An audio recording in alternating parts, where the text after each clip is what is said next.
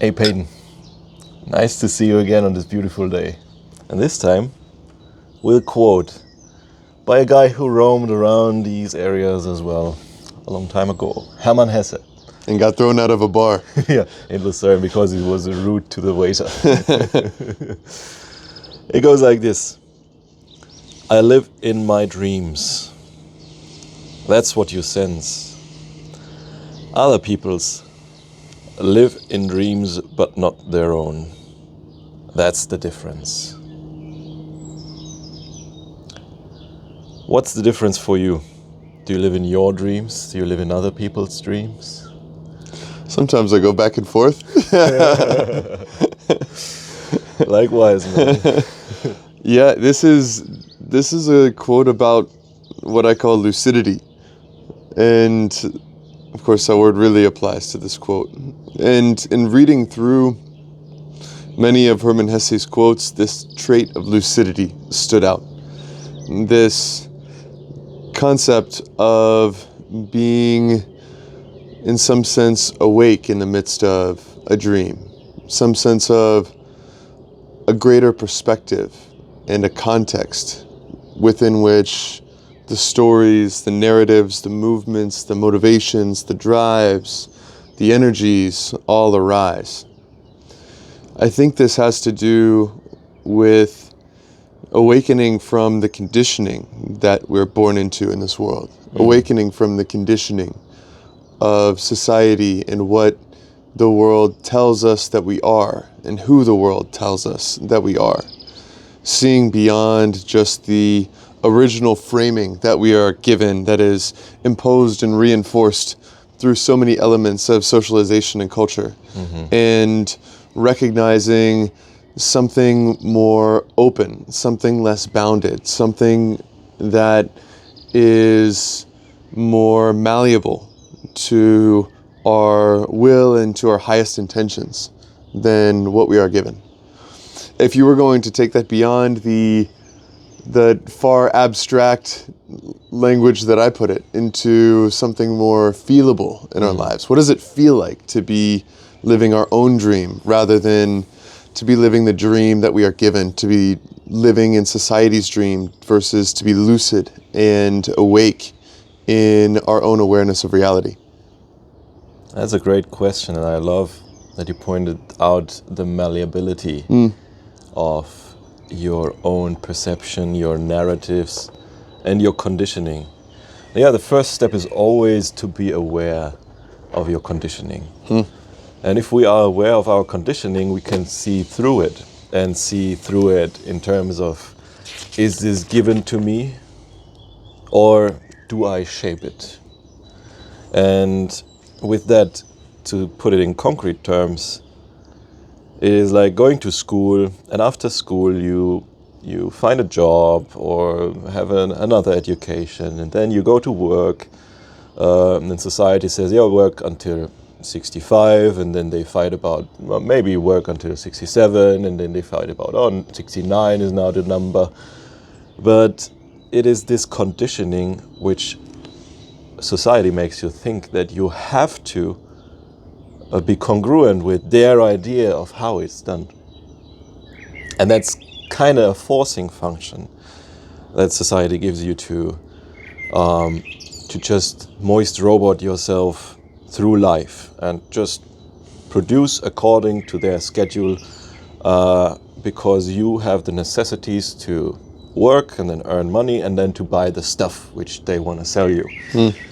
But then there's the option that you don't have to buy stuff that they want to sell you, so that you don't have to work that much. You still have enough food. Okay, it's a modern luxury today, but today we are far more likely to tap into that idea of not having to consume that much and not having to produce that much, or even having an alternative way of closing the loop of consummation and production. Maybe have a community garden and share stories at the campfire with your community. Have a more natural life. You don't need to tear down an old house to build a new one just because it's more livable. You can just build a house out of mud if it's allowed. In some areas it's not, so maybe you have to vote with your feet where to go. But the sense of malleability, that you can architect your way of living according to how it feels right to you, how it not only feels right to you, but how you could integrate into an alternative way of society, of community, and live what humans always have lived. Community, hunting, gathering, being close to nature, having exchanges and narrations around the campfire, and tap into that ancient way of being, so that the forcing function of society does not have this hold on you that it poses you into a dream that is not your own, versus you can create your own stories, your own narratives. You be the agent of your own world. And this is the difference, because if you're not aware of it, it feels like this narratives and society's narrative is always pulling you back. Yeah. But realizing that you don't have to, that you can decide, is the step into high agency mode. Peyton, what would you say gives you this lucidity in terms of architecting your own way of telling your own story, so that you live your own dream and not just a dream? I do think there is this, within the high agency framework, a willingness to be misunderstood that is fundamental to the freedom to opt out. If you need other people's approval, you will be their prisoner, as an old book says. And so you first must totally be willing to pay the price of other people not thinking well of you. If you're not willing to pay that price, then you will never be free.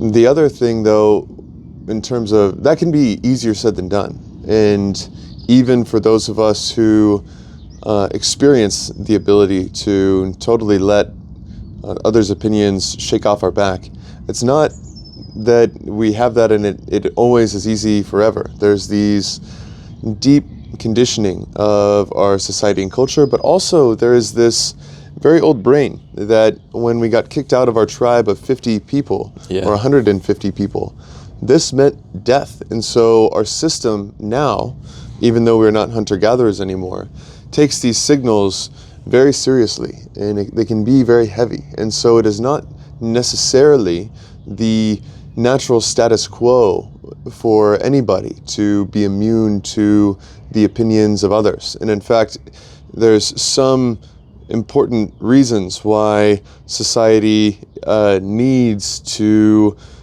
have this socialization immune system of people caring what other people think about them, generally speaking, because we don't want people to steal and not feel bad about it, or to commit violence and not feel bad about it. We need some of this as a broader society to function. But if we can actually have our own values clear and intentions clear, to where, of course, I will not steal regardless of what somebody else thinks of me, then really we don't need this scaffolding of shame and pride to control our impulses toward moral behavior anymore. Once we're at this point, we can actually benefit and gain and obtain power and freedom from moving past the need to be accepted by others, to be not misunderstood by others. But how?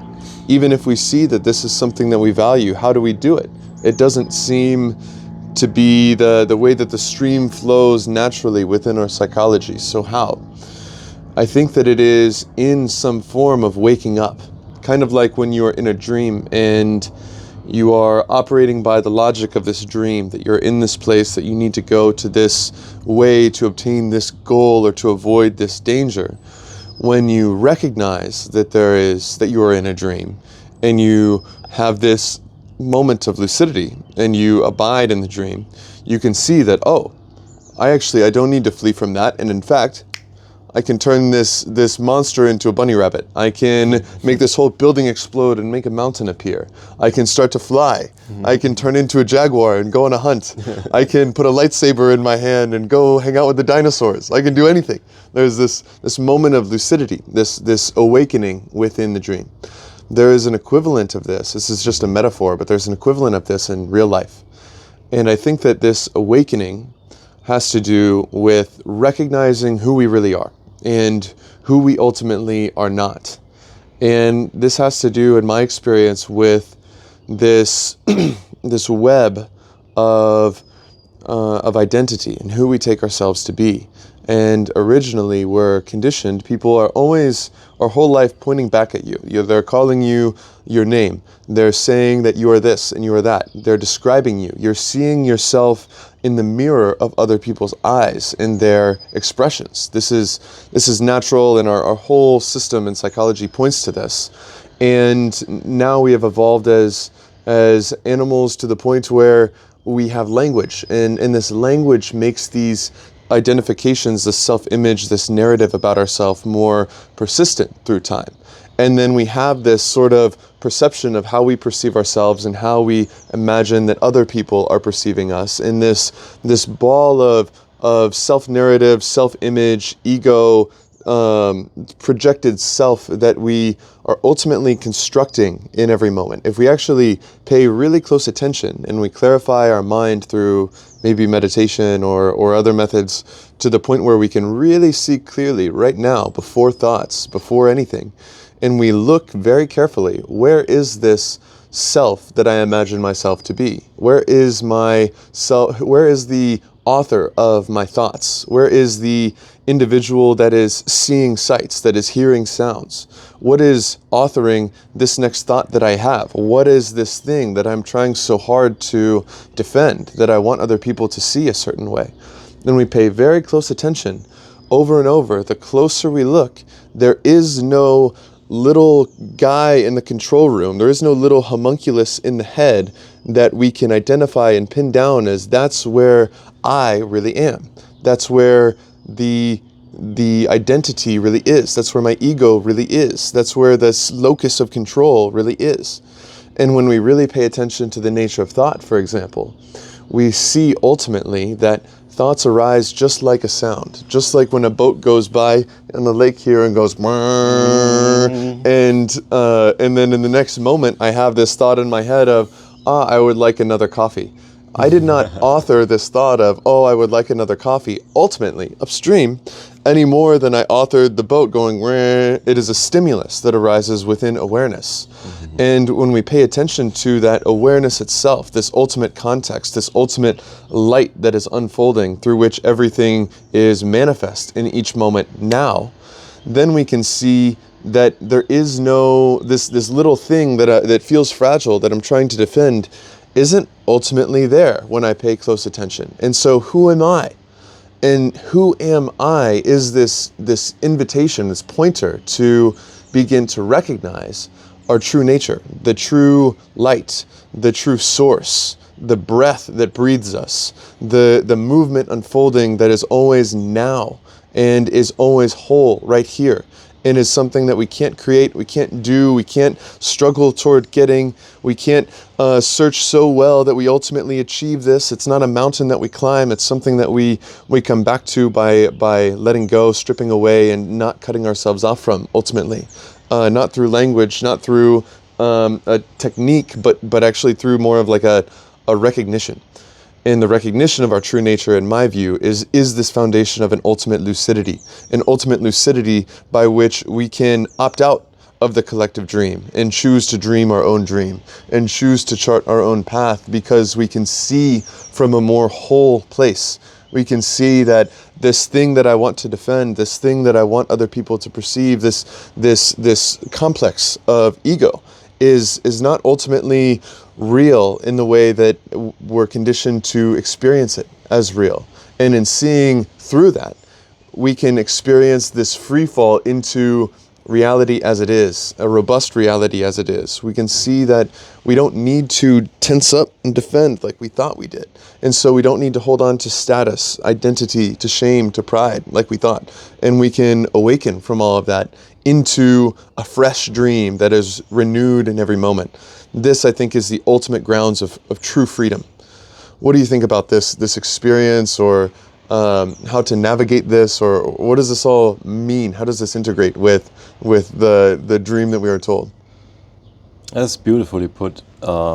This is the total freedom, the individual freedom, the freedom you experience as the thing behind your stories, as the thing behind your stimulus and responses. And I think it's not void of the layer of which we look at it. It changes according to, this is the view on the individual. And we are not independent, we are actually interdependent creatures. We relate to each other. We have habits that affect other people. We have an integration into a structural community and society, our workplaces, our structures we want to build to support our lives and the lives of those we love. And additionally, we can point out that this interdependence is also a thing that actually we can be aware of. Do we want to have just this stimulus response interaction with how we used to interact with everyone as usual, or do we want to reflect on it and choose actively how do we want to interact?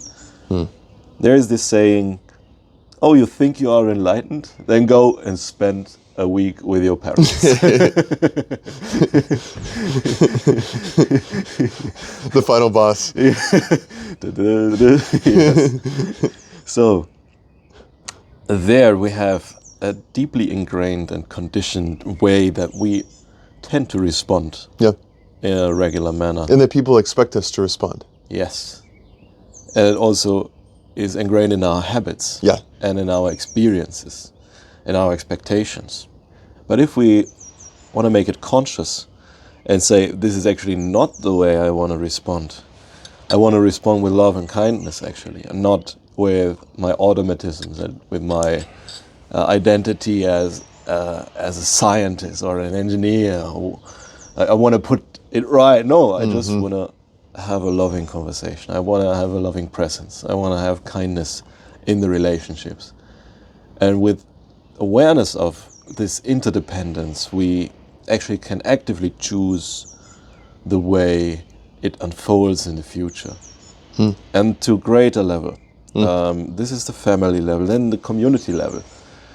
Do we want to be in a community where people talk behind the back about each other and say mean things? Or do we actively want to choose a community where there's kindness and love propagated?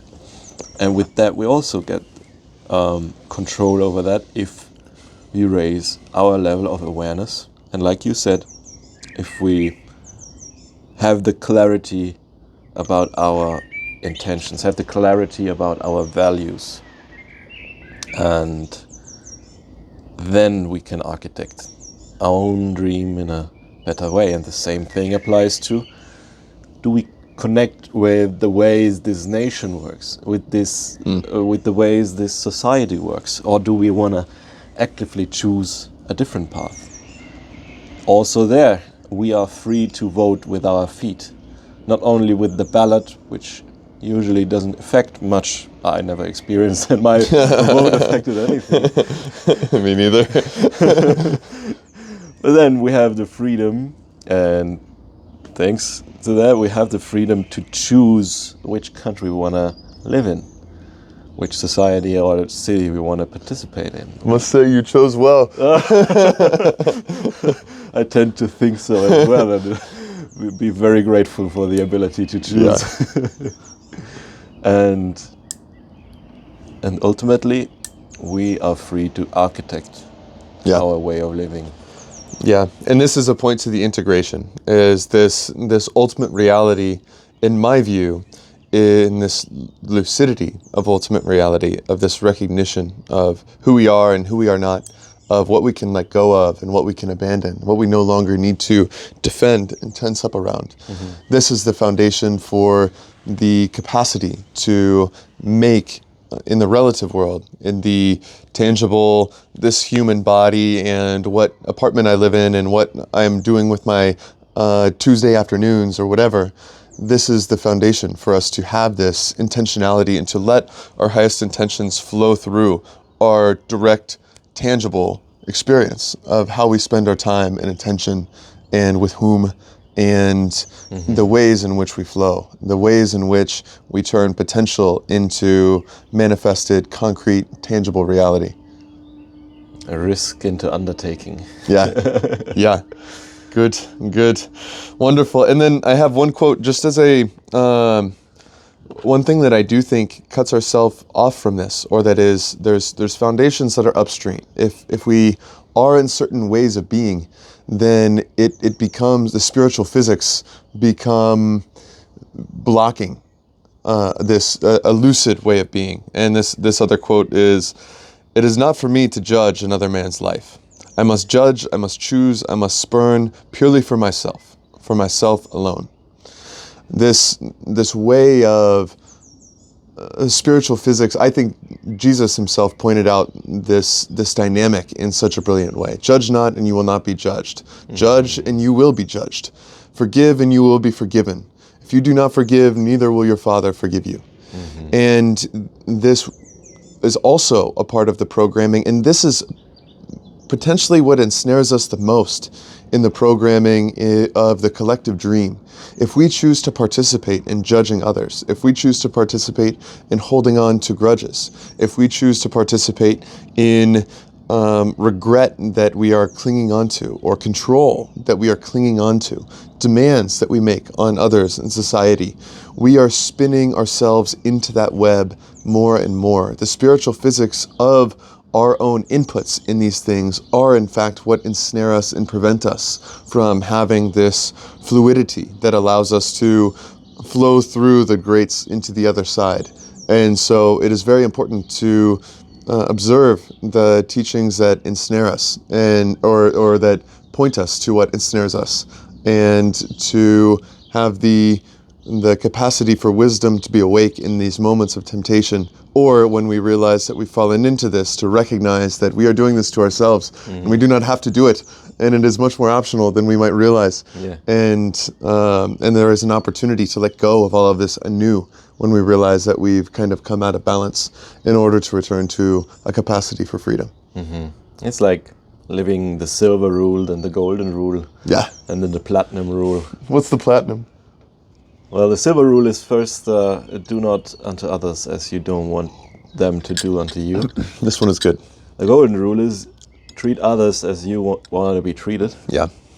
And the platinum rule, as I remember correctly, is, if I remember correctly, is treat others the way you would want others to treat others. Huh? Cool. It feels like a lot of overlap with the golden rule. Yeah, but more spiraling out. But yeah, it builds upon each other. Yeah. And maybe a diamond rule is also to expand our compassion for others beyond those that are in our immediate vicinity, toward those who are nothing like us, who are born in a completely different environment. I think that as we go into this world of potential artificial intelligence, abundance, age, transformation of productivity, yada, yada, yada, I'm concerned that only a handful of countries seem to possess the golden goose. And it's very important that the billions of people in the developing world that don't have a clear stake in these sources of creativity and power and productivity also have the tide lift them. I'm encouraged in the progress of the last 100 years of how many people have been lifted out of absolute poverty, and the rise of good medicines and life expectancy in the places that need it the most. And I think that this coming decade is maybe the greatest opportunity that the world has ever seen to improve the standard of living and the basic necessities of the people in the most desperate need around the world. Not the people that are next door to me in Columbus, Ohio, or next door to you in Lucerne, Switzerland, but rather the people in Bangladesh, the people in rural Indonesia, the people in Gambia and Malawi. These are conscious beings and souls that I think we must see this deeper kinship with, that we are all ultimately one source, one essence, one light that is divine and beautiful and priceless within us all. And so I'm very hopeful that there will be opportunity to bring our whole species along for this ride. I believe so. It's a platform shift which lifts all boats, like a rising tide. There's a big wave in America and China. Yeah. But the rising tide lifts all boats because so many tools which are publicly available. You only need the hardware and the knowledge about it, and then you can make it productive. And in 6 months, it looks totally different. The hardware price will decrease like it always has been. Now, smartphones was the same. Only the richest people could afford one at first, but then everyone has one now. Everyone has multiple ones now.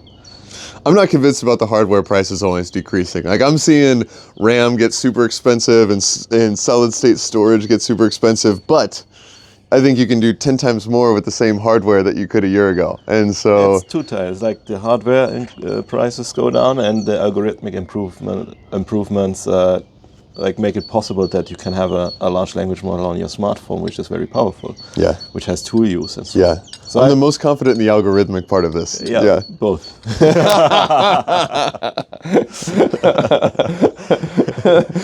Pulling up a chart.